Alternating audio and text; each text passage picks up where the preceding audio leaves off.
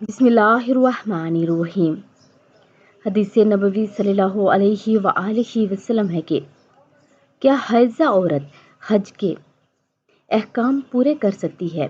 रसूलुल्लाह सल्लल्लाहु अलैहि वआलिहि वसल्लम ने फरमाया, हज़रत आयशा रज़ी अल्लाह तआला अन्हा फरमाती हैं कि हम हज के इरादा से निकले।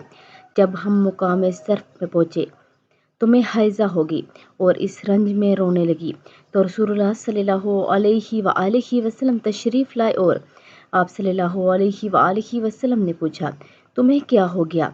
क्या हाइज़ा हो गई हो? मैंने कहा हाँ।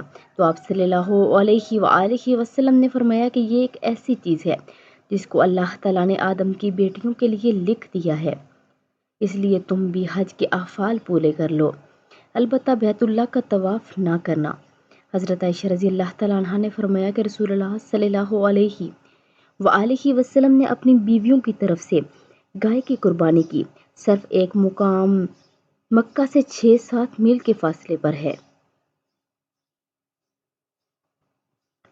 अगर वीडियो अच्छी लगे तो लाइक, शेयर और सब्सक्राइब कर दें। जज़ाकल्लाहु।